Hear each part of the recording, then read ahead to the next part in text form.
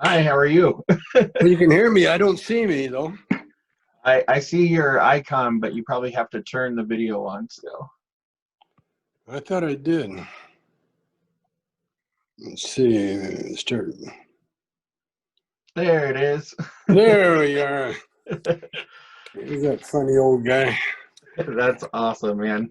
How are you today, sir? I'm good. I'm good. How are you? I'm doing pretty good. So we'll do like a half an hour interview. I'll talk quite a bit about Color Out of Space because that's what we're talking about on the show, and then Oh, good. yeah, and then we'll just go Yeah, from that's a there. freaky. That's a freaky movie for this time, isn't it? Yeah, it's a great movie. It's from one of my favorite stories, so I'm excited to talk with you about it. So, um, Okay, so I'll just intro you, and then we'll get going from there. Okay?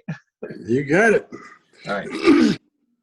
Hey, everybody, welcome to this episode of Thinking Outside the Long Box. I'm Gabe, and today on this special interview episode, I am more than honored to have writer, director, musician, cannabis rights activist, comedian, and crazed hermit in the woods, Tommy Chong. How are you today, Tommy Chong? I'm very well, thank you, and thank you for that long and confusing intro. Yeah, I definitely put you in the corner of cannibals there for a second, so sorry Yeah. about Well, that. that's okay. That's okay. I'm Canadian. No, I'm Chinese. We eat anything. Yeah. So looking back on your acting career, and I want to just jump right into it with Color Out of Space seems to be one of the only horror films that you've ever been in. Uh, It is the only horror film that I was in, and I'm not a horror movie. Well, as a movie maker, I'm a big fan, but as a watcher, I do too many. I smoke too much pot to look at scary movies, it, because it's I actually wouldn't be able to sleep. it's actually my favorite way to watch a scary movie. So, um, how was making The Color Out of Space different than the typical movies or like a Cheech and Chong movie or doing that '70s show, which is comedic? Well, yeah, it was comedy. It's the same. It's actually the same. The only difference is instead of going for the laughs, you're going for the screams. Yeah. Uh, and I like horror movies because there's a philosophical side to every horror movie. When you decide that there's nothing we can do except go to God. Yeah. Then I like that part of it. And the other thing about Color Out of Space is I was totally into character, whereas the '70s Show or Up in Smoke or Cheech and Chong, it really is it is who I am only to the nth degree. But when I had to play a character like in Ezra in Color Out of Space, uh, I really had to become another character. And because of my age and my laziness, I don't really memorize scripts very well because I'm such an improv actor um, that I, would usually wait, shoot a couple of scenes and see what it's needed, and then go in and spice it up. But with this movie, we come up with the technique, because these guys, the director and that, they're pros, you know, and they're used to working with old actors. And when old actors do what we do, we get a little earpiece, and so we get fed the line through the earpiece, and which is really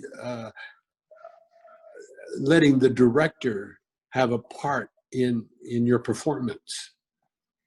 I did that a couple of times. I did it with that Silent Bob movie, and I did it with Color Out of Space.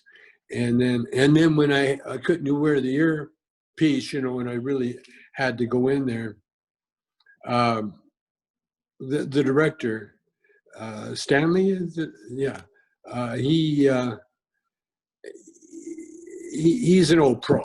If you're an old pro director, what you do when you get your old actor in there, you you get it in such a way, you ask the right questions, you know, and then we respond. We respond. And so there's no long speeches. You know what I'm saying? There's more, and whatever speeches there is, what he'd let me do is let me ramble on one direction. And then if we had to do it again, he'd say, okay, but emphasize this instead, you know? And so you get that natural performance, which I did, Yeah. which I thought was very, very natural and very, you know, because when you get a certain age, you're just more worried about when you're going to eat again than you are about the like when we were young, you know, up in smoke, you know, that was our careers at, you know, at stake. And so we really put out the energy. But when you're an actor, sometimes they don't want you to put out that energy. You know, sometimes they would rather you know, do according to their script. And so I really enjoyed it. I really enjoyed the process. I stole a little bit from Marlon Brando because later I studied all these guys and Jack Nicholson too. You know, later on in their lives, you know, after memorizing so many scripts, you know, you can forget one script and start doing another. You know, it depends on where your mind is. You know, and so what I call director assist. I can do anything. You know, just tell That's me what to awesome. do, and I'm good. So, you know, you're a cultural icon at this point. You're somebody that my dad recognizes and loves, and somebody that like my kid recognizes and loves. You Yeah. know, like from, I mean, decades and decades of people watching your movies, laughing at your jokes. When you first started working in entertainment, what was your ultimate goal besides, you know, pay the bills? My ultimate goal always was to entertain. You know, and like do the job at hand. You know what I'm saying? Yeah. Like people that sand floors for a living. You know, it's much the same as acting. You know, you got a job at hand. You got to do your job, and you got to make whoever paying you happy. Right. See, that's the main thing, you see, and and that was the difference with entertainment. With me, I started out playing guitar. I could play guitar quite early, 8 years old. I picked it up, and there's a fiddle player across the field from where we lived who built his own house, and then turns out he's one of these jack of all trade guys. You know, he could play a fiddle, but he always needed a guitar backup. And the guy that was usually playing guitar backup with him, you know, we lived in the country, so the guy couldn't make it to this party one time, and so they knew that I could play guitar. So next thing you know, I'm sitting beside the fiddle player, and I'm the backup guitar player. And so I learned how to play backup guitar for dances, which is a lot different than taking lessons from a music teacher, and they teach you a song and then you play it and then you just stay on that one song. Well, with me, I was doing dances. So I had to learn, at least 10 different songs, different, and play them all the way through without stopping, you know. And so I developed some really good chops doing that at real early age. And that training, you know, as apprentice, I was an apprentice, but I was apprentice dance hall music player, you know. It wasn't, I didn't learn the guitar. In fact, you know, I never really had an interest in learning music for music's sake. When I was, you know, growing up in the country, you had chores, you see, and playing guitar was like one of my chores that I really enjoyed, but it was tough. It was very tough. But I learned discipline, and I learned to to sit through the horrible long hours, you know, and do it and come out on top very early in my life. And so that when I ended up hooking up with, you know, the singers, you know, where we started our own band, because up until then I was backup guitar playing for everybody, but that gave me a good view of what's going on, but not doing it. So I got to study, and so I studied. You know, then we started playing clubs. I started, you know, being around comedians, you know, that would come on first, and you'd sit through and listen to their act, you see their act, and pick up jokes, and then hanging out with other musicians, and like especially jazz musicians, they're expert comedians, every one of them. Every jazz musician I know has a joke that is so funny, and they know exactly when to tell it and so on. Timing. Right. So I learned all that from, you know, my early years of playing music. And then that was the only thing I wanted to do. You know, I went all through school and everything else, but the only thing that really got my attention was being a musician, you know, and not just being a, you know, like a symphony orchestra. Like I never really got into classical music until way later, but playing for people and making people happy, that was the bug that got me, and it's carried me right to where I am today. That's awesome. You know, it's interesting to hear you talk about the discipline of like learning how to play music, learning how to do comedy, learning how to become what you are, a writer and a director and all these other things. You know, especially considering that most people would think of you maybe as undisciplined because of the act that you portray in the movies. You know, when you're differentiating those two things in your life, is it difficult sometimes? You know, do people approach you in weird ways, or do Oh you, yeah. yeah, do you have to Oh respond and be like, this, I'm not like that all the time? oh. Well, again, you know, it's what I learned, especially from the fiddle player. You know, be in the moment. You know, play the song you're playing. Concentrate on that. Make that the best song ever. You see, that's what he taught me, and he taught me to keep the rhythm, be consistent. In other words, and then do the job at hand. You know, if someone wants to hear the same tune over and over again, that's their right. They paid you to do that, and so you play the same song over and over again. And then when I got with Motown, you know, I got with a real Motown singer, you know, Bobby Taylor.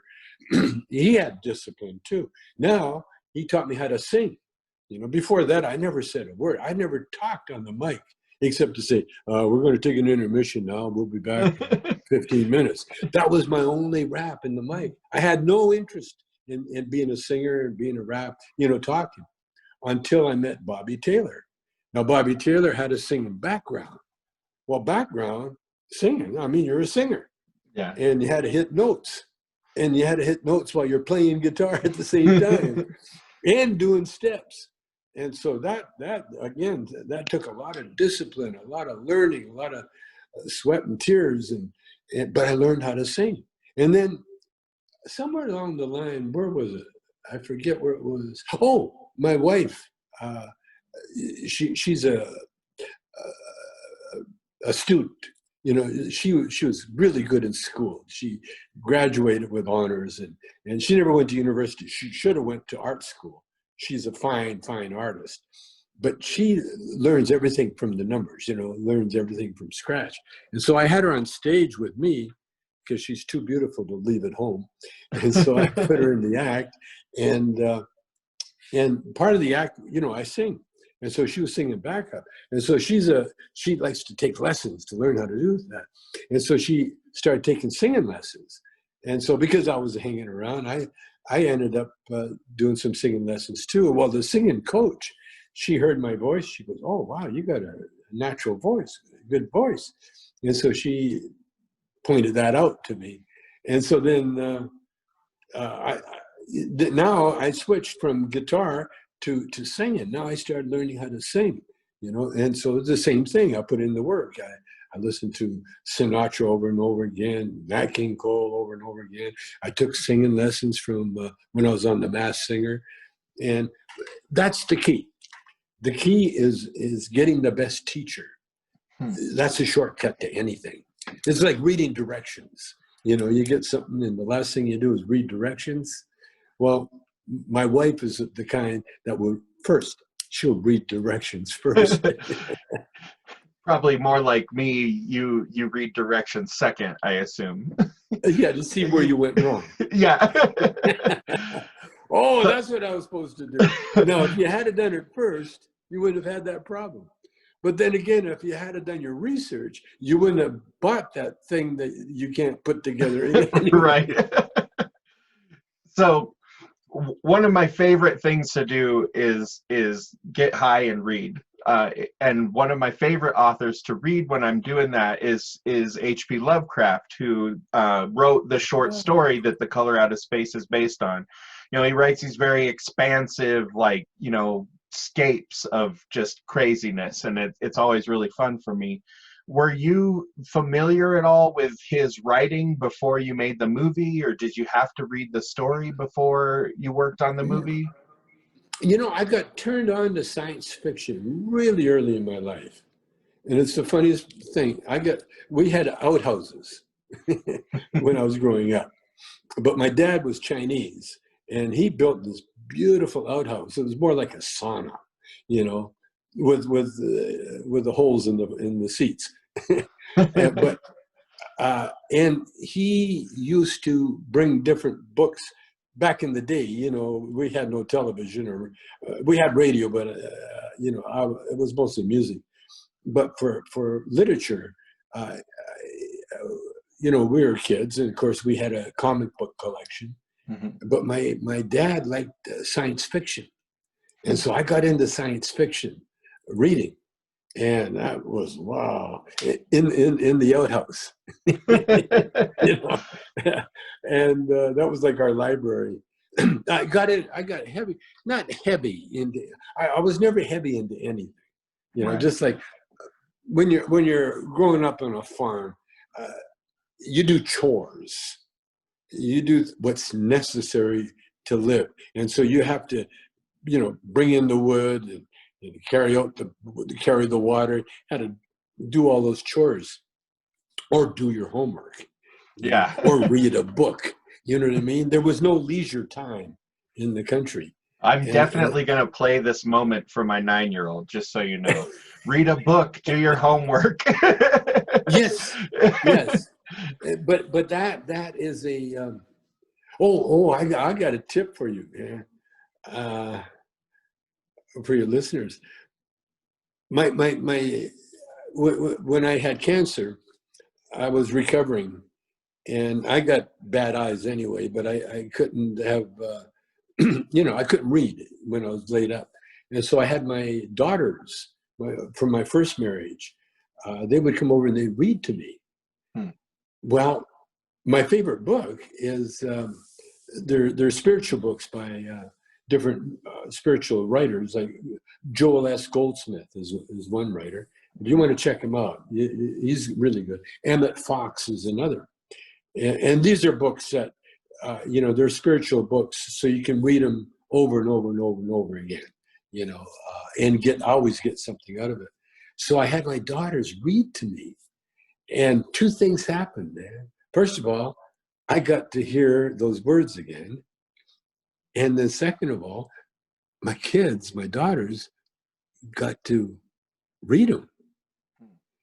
And you can't read a spiritual book without being affected. Right. Because it's very personal. And so now we've got a little tradition where my daughters they'll phone up, "Do you want a chapter, Dad?" And so I say, "Yeah, of course." And so they come over and they read a chapter to me. And so what I do, I pay them for it.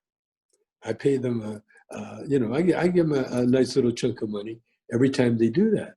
And so they got an incentive to come over to read to me, but they also walk away with the knowledge of what they've read. Hmm.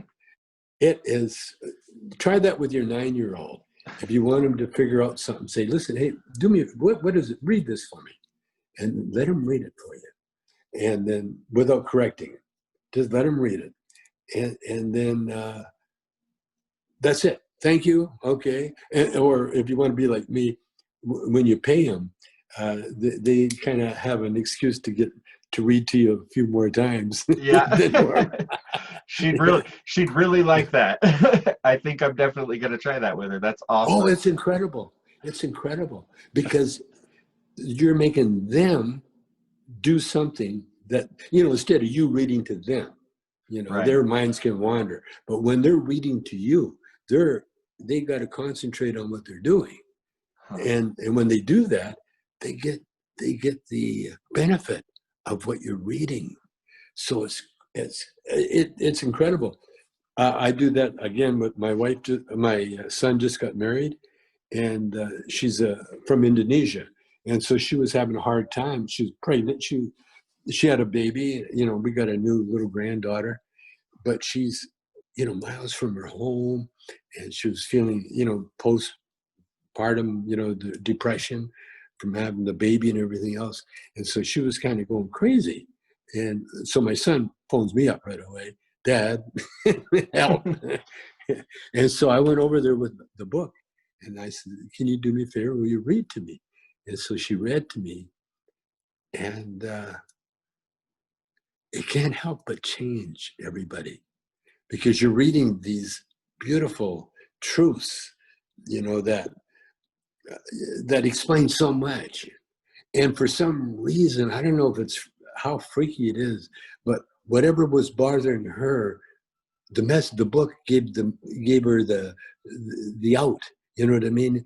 Relieved the pressure, relieved the the fear, and so I talked to my son later, and he goes, "I don't know what you did, Dad, but everything's fine." And so, yeah, it's just it's a beautiful thing, because the spiritual books that I'm talking about, Emmett Fox, for instance, what he does, he explains the Bible. See, the Bible was never meant to be taken verbatim. The Bible really is stories, they're like fairy tales of that could happen to anybody. Right. And there are code words in the Bible itself, like when they say baby, for instance, it has a lot deeper meaning than just an ordinary child, a baby. It can be the awakening of a new idea, Hmm. a new belief. It's a baby, and it has to be nurtured, it has to be kept, and has to be fed, and has to be protected. And when you learn these things, then you start realizing, oh, all these messages in the Bible, and when you see what these evangelicals, they take it out of context, like for instance, you could uh, pick up snakes without being killed. Well, that's a metaphor. They Yeah. never meant you to pick up a real snake. What it is, it's an idea. You pick up an idea that can kill you, you know.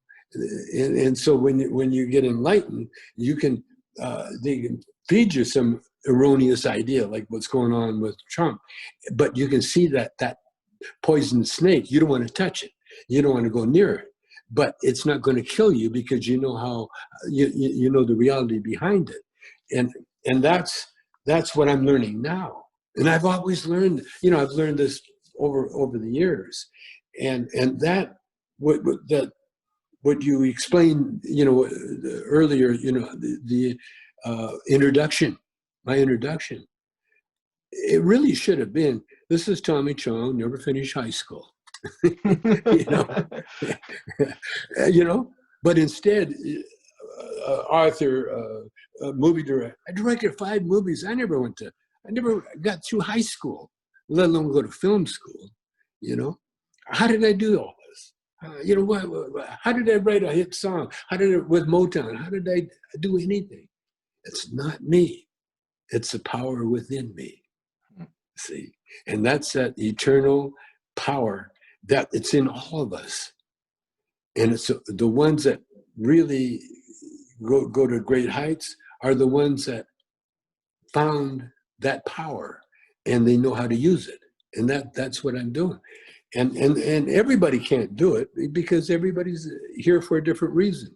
You know, we're all of us are here for a couple of reasons. One is to populate the planet, to keep it going, and the other is to help each other. And that really is it. Because if you look at nature, like in our kitchen, because it's hot outside, we got an ant problem. You know, if we leave any bit of food around, ants come like crazy. You know, they send out their little scout and they say, hey, we got the party over here. And boom, we got a zillion ants coming over. And of course, they're a pest in the kitchen. You know, we get sprays and spray them, kill them, everything else. But I was outside working in the yard and I looked down, oh, there's another ant colony. And I'm looking at the ants and I realize their only job is to help the planet, to pick up the little scraps, the little whatever it is that they call food. And that's their only job, is to help the planet. The bees, that's why, you know, back in the day when you give your kid a sex talk, it was about the birds and the bees. It's about nature. Right. It's about nature. Everybody's here to help the planet. And I think that's one of the reasons that we ended up with this pandemic, because this pandemic is helping the planet. If you notice, it stopped all the air traffic, or a good deal of it. There's no more pollution that was going crazy. You know, the factories were shut down that were polluting. Everything that was going crazy is shut down. Yeah, glaciers are melting, but that's what happens to ice when it gets warm. It melts, you know. And it's not the first time Earth has been without ice, you know. And so this is what we have to do as a human race. We have, first of all, we have to realize we're all individuals. We are all individuals. That we can become a pack, but you know, just like people with the pandemic, a lot of them, they're dying without being able to hug anybody, or because they come in the world alone. You go out the world alone, no matter who you are. And that's what's happening. And so, what I learned, you know, through actually asking. You asked about asking. That's in the Bible too. Again, you don't take it verbatim. Like the story about Noah, for instance. Noah. It's a very homophobic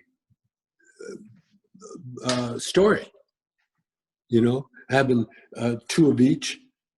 You know, two of each. You know, that's man and woman.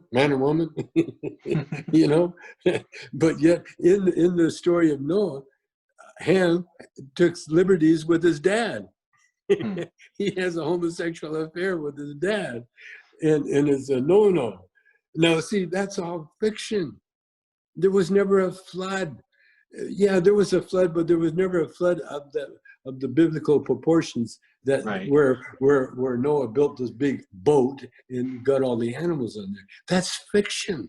That was fiction, but it's kind of fiction that has a message. And see, for back then, that was the message. The really message is that there's going to be a dove, and there's going to be the flood is going to subside, no matter. In other words, that's like saying we got troubles, like we got a flood of a pandemic going on right now, but eventually we will get the vaccine. We will control it, like anything else. We'll get it under control. Not before we learn a lesson, which we're learning, and and like so my point is, if I have one, is that everything we need is within ourselves.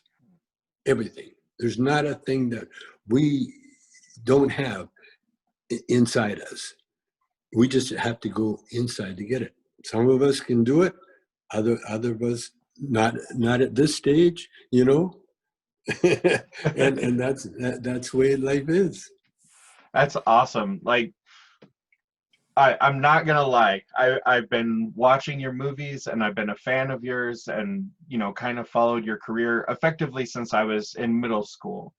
And I was hoping that when we had this conversation, it would be like this, where it's you talking about some of those important things that you've learned, because there's so much to the world that I feel like you have seen and experienced and taken in, because when I hear you talk in other interviews, you're so able to express that notion that, like, anything that you want to do, that power's inside of you. And that's something that I've been a huge advocate of for a very long time. And Yeah. it's awesome to hear that from you, I guess, which is weird to say out loud. Well, the truth is, remember that Open Sesame, that Arabian stories, that was the magic word, Open Sesame, and then the doors would open and there would be all the gold and all the treasures of the thing. It's a magic word. The Arabs were very brilliant race of people. They give us so much science. They give us the alphabet. They give us mathematics.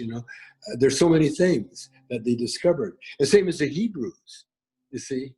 And the Hebrews, so much, they give us the concept of the spiritual God, you see. Before that, they were worshiping the sun, the moon, the rocks, the water, There was a God of everything.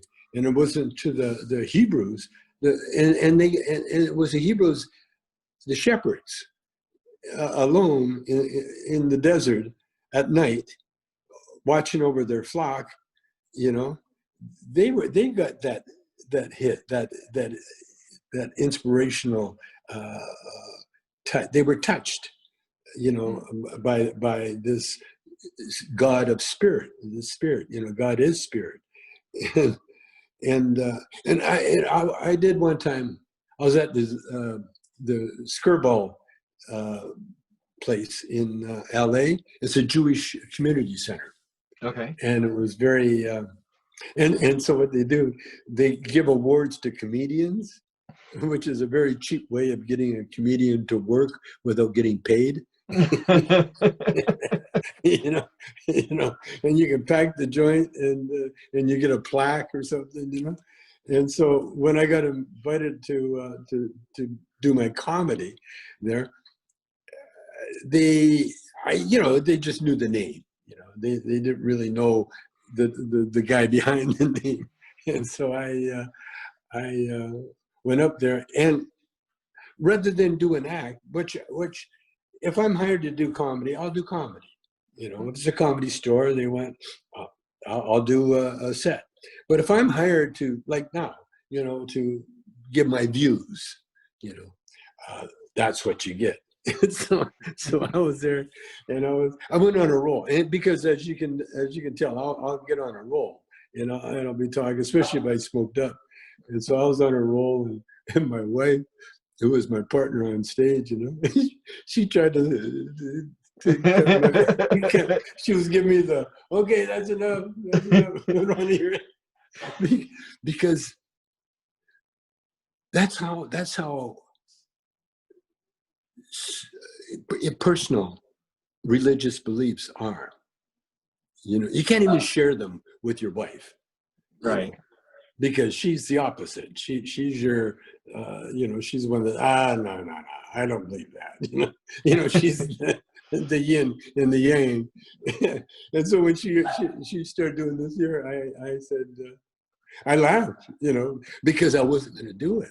I'm not go into comedy. I got so far off, especially talking about the Hebrews, the shepherds, and that, and the and God, and but I had a guy after come up to me, and he wanted to hear more, Yeah. because that's what happens, because we're all searching, Right. whether we know it or not.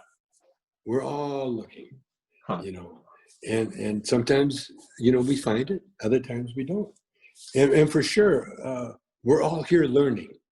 That is for sure. And because, you know what I learned, in order for, you know, in the physical universe, there's, for every action, there's a reaction. Mhm. Okay. So in order to have up, you have to have down. You can't have just up. You have to have down too. You know, that's the nature of the thing. The magnetic field is a good example. North, South Pole. You know, Right. opposite, positive, negative. And then they can be reversed. And they can be reversed again, which is a concept of the electric motor, you Mhm. know. And that has always been here. That electric power has always been here. And that power in the physical universe is what makes us human, you know, Mhm. or of flesh, of flesh and bone. We need that in order to exist in this physical universe. In the spiritual universe, where there is nothing but love. See, that's the greatest thing. When you look at, again, the Bible was just talking about man's how to explain this stuff to man in a form where they can understand it. You know, Mhm. and that's why we invented the devil. You know, because you had to have the opposite. Mhm. They had the opposite of good. You had to have bad, and if you have good, you have to have evil. And what's the evilest thing? We had to put them in a form that we could understand. And when you do that, it's not real. See, it's not real. And that's what, you know, watching Trump go off on his thing. I enjoy Trump because you know, I know he is a devil. He's not the devil, but he is a devil. Mhm. and and that's what's needed, because without Trump you can't have a John McCain, for instance. You Mhm. know, you have to have the opposites. Not everybody can be heroes, not everybody can be non-heroes, but you have to have one will begat the other. And that's what I found. This is just in the physical world. Right. Now when you die, or when you go into transition, you go into the spiritual world, and God is spirit. And in the spiritual world, there's no want, there's no need, there's no desire. Therefore, there's no evil. There's not a smidgen, because evil is just a huge mistake, just Right. wrong mistake. And like my book said, you know, when you go to heaven, you'll find Hitler up there. You'll find everybody up there, you know, or you know, in that space, and they won't be uh, doing bad things, because you can't. There's no need for it. The only need for it, like greed, is it has to be in the physical world. Because what is greed? Well, you got more than you should have, and that's the other thing. Again, and the native tribes showed us this too. Is that like in the West Coast natives, they got a tradition called potlatch. Have you heard of the potlatch? I have randomly because of a comic book, but yeah. Yeah, a Yeah. potlatch is when the chief acquires so much good, he has a party and he gives everything away, Mhm. including food. He gives the food. They give food to the ones that don't have food. He gives clothes to the ones that don't have clothes. He gives canoes to the ones that don't have canoes. You know, and that's his job.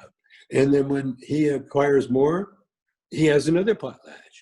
Hmm. Well, that's the problem with America today. We haven't learned how to do a decent potlatch. You know, you can't do it by taking someone's stuff. They have to do it. What do you call it? Without, you know, on their own. You know, it has to be done that. That's why you get a lot of people that are wealthy. You know, they run it. That's why you get a lot of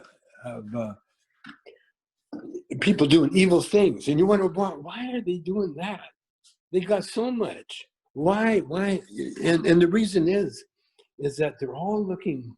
Everybody is looking for validation. Right. You see? That's what they're looking for. Like with me, for instance, I got a lot of Trumpy fans that really like me. And why?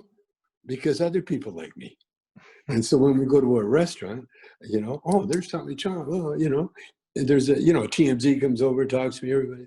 And so these rich people that are with me, the Trump supporters, they love that. They love being, liked and being noticed and everything else.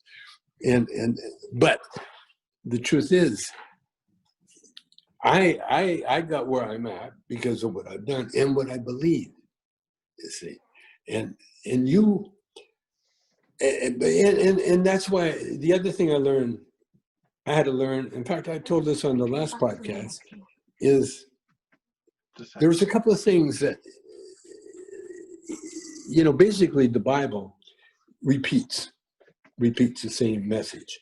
It's a very simple message, do unto others as you would do unto you. And so I was trying to articulate that, as a philosophy. And what I learned is that everybody's on a different path.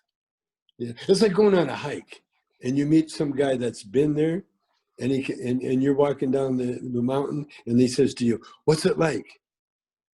Well, the best answer is say, "Go find out." Right. It's up there. Go look. Yeah, because I know what it's like for me, but it's going to be different for you. And that's what life is all about. And that's what I've been grooving on it. And I've been, my message, to my Trumpy friends, they're so worried. And because what happens when you get any kind of wealth, then the worries kick in. Because are you going to keep it? Is it going to be gone? You know what I mean?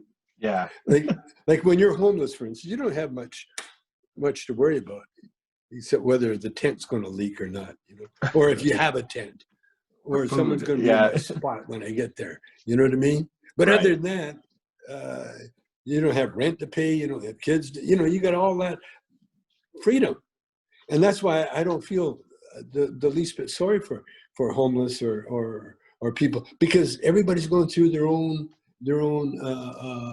learning curve. Mm-hmm. And that's what I found out, and that's what I learned. What was Cheech and I too, when Cheech and I broke up. Why? Because we had done everything that we could have done together. Mm-hmm. Now we had to go off on our own to learn to do things separately.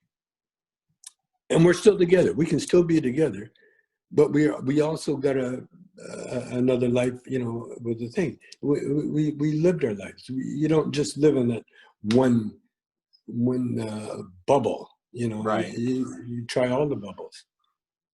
That's awesome. Well, I better wrap this interview up before I get in trouble with your people, because everybody has people. But JP. but before I do, I just want to ask, what kind of things can we look forward to from Tommy Chong? What kind of things can we find on the internet, and how can we find you? Well, I've got a lot of requests for these breath strips that we're selling here. Just a minute. These are like little breast strips. I got it upside down there, and what they do, it's a nice high. Yeah. It's like smoking a real big doobie, and I had it upside down again. Oh, here it is. And so you can go on TommyChong.com and go on the what do you call it, products, and then you can go find out where the products are available. They're hard to find. My Trumpy friends they love the strips. Oh yeah, they love it. But they're con men like Trump, Yeah. So, oh, Tom, I looked all over for him. I had to have my secretary look for him. We can't find these anywhere, which is Trump talk for just give me some more free ones. Yeah. Just keep giving me the free ones. Yeah. But yeah, we're opening Cheech and Chong dispensaries. Oh, They're awesome. called dispensarias. We're going to be in 5 states, but we're going to be in San Francisco first. We're working on it now, and LA. We're going to get stores going there in the strongholds in the Cheech and Chong land. There, once we got that going, I've got a bong company. Used to be our competitor, Jerome Baker. He makes the greatest glass bongs. There was 2 companies, Chong Glass, which I got busted for, and Jerome Baker. And so we've teamed up. And Jerome Baker has created this, it was $1 million bong, but now it's $1 billion bong because, million, everybody can get $1 million. $1 billion bong. And we're going to tour as soon as we can. Maybe do drive-ins and stuff like that. But we're going to tour with our bong collection. It's art. It's the high art class. That's awesome. So, there was they have Lalique and, they make these vases and these great glass collections, and they're worth a lot of money. And so we're creating an high art with the glass bongs. And here, this is a Chong bong. Oh, wow. This is one that he made. Now these are just so gorgeous, and they're so nice to smoke out of. But to be honest with you, Cheech, he got a collection of Chong glass bongs, and he just puts them away, stores them away. Yeah. And he's got them stored away now. And so they were like a couple of thousand back then. Now they're at least double that. This is where you keep your money, the rich people. Yeah, you get a nice collection, you get a nice art collection. And so we're going to be going around the country selling high art glass and low art glass too, by the way.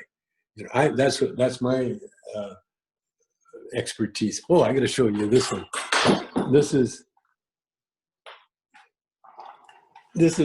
my latest pipe.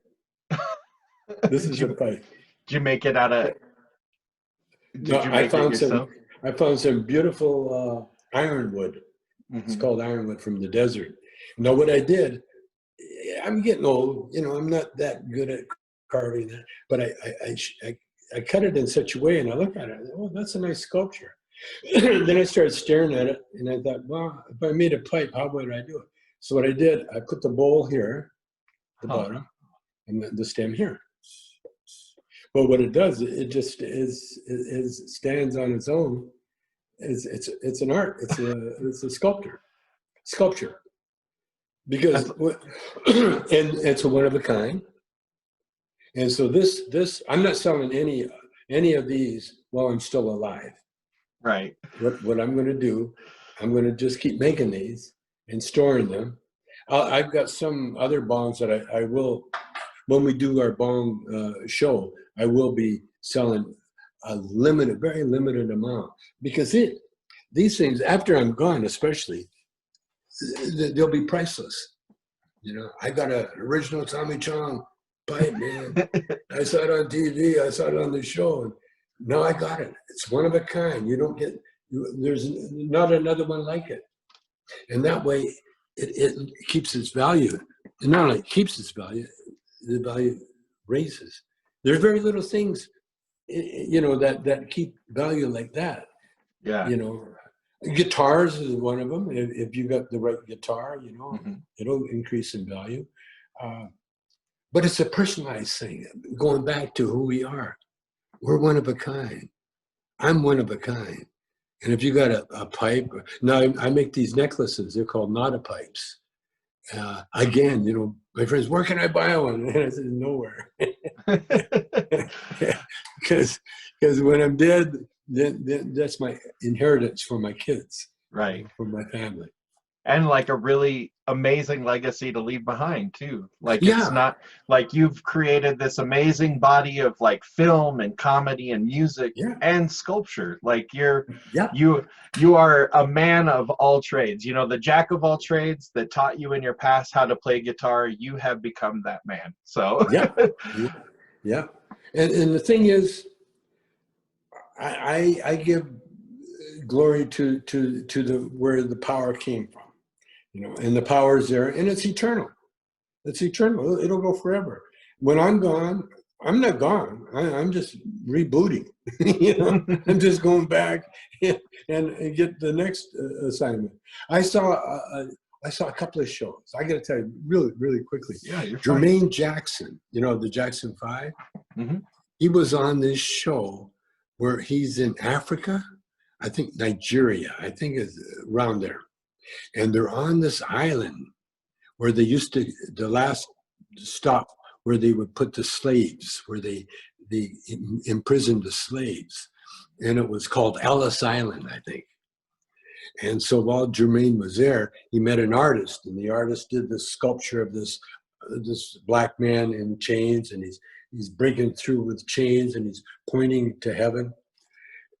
And then they asked him, uh, what was the name of the island? And the artist said, well, it was called Ellis Island, but it should be called Kunta Kunta Island, after the first Mandingo, you know, the slave in Roots. Hmm. And so, and now Africa is run by Africans, black Africans. And so the king got word of it, it hit the paper. And so the king made a proclamation that they changed the name from Ellis Island. Now just think of it. Huh. In their head, they were enslaved so long and for so, for so long that they accepted the name of a white slave owner as the name of that island in their land. Hmm. And it wasn't until an artist come along and says, no, that's Kunta Kunti Island, because he was the guy that was in prison. You know, the guy they named it after, he had nothing to do with it. Kunta Kunti was there, and they showed this little cell that they put the big slaves in to break them, you know, because they're so crowded, and you know, the ones would die, the weak would die, the strong would survive. And so they renamed the island Kunta Kunti. And then they had a celebration. They had all the blacks coming with their dancing and their drums and everything else. And it was so liberating, because you know what they liberated? Their own mind. Hmm. They were no longer slaves. Now they own the land. They have the power to name the land. And so that enlightenment, and that's where we are, you see. That's once you get clarity, then you can look around, and that clarity comes from God. Once you look at the world through God's eyes, all you see now is beauty, and you behold the glories, because everything else is just momentarily working toward the same cause. You know, like we're whipping through space very fast. We're whipping through space at a speed of 1,036 miles an hour. And that's not going to stop. And when it does, there will be another planet or whatever, or maybe something, maybe we're in another universe. Who knows? Huh. But life right now, see, right this very instant, is what you imagine it to be. And that was the great thing about getting back to the movie. Wasn't it weird? The weirdest thing about that movie, I shot that movie, and a year later, this pandemic hit, exactly like Ira said in the movie. Yeah. It's just I was watching it again yesterday. I was like, oh, that's weirdly ironic. So I don't know. It's crazy. not ironic. You know, I've been a party to a lot of this deja vu. I've been there before. You know, I remember that happening. Well, look at Cheech and Chong movie. Look at our movies. Mm-hmm. In Nice Dreams, we're selling weed out of an ice cream truck. And guess what? When we go on the road, we're going to be selling weed of an ice cream truck legally. Right. Well, that is amazing. Tommy Chong, thank you so much for being on our show. Like, this is, I mean, this is honestly like one of my life goals, is to have a conversation with you. So thank you very Yeah. much. I check that one off of the bucket list. Oh, good. Okay, then. Thank you. Uh, really quick before I let you go, could I just get like an ad bump from you? Like, Sure. this is Tommy Chong, and you're listening to Thinking Outside the Long Box. Thinking outside the long box. Yep. Hey, It's a this is Tommy Chong, and you're thinking outside the long box. thank you Is that good so enough? much. As perfect. Thank you so Okay. much. I Okay, really, buddy. really appreciate your time. Have a great rest of your day. Okay, man. Take care. Bye.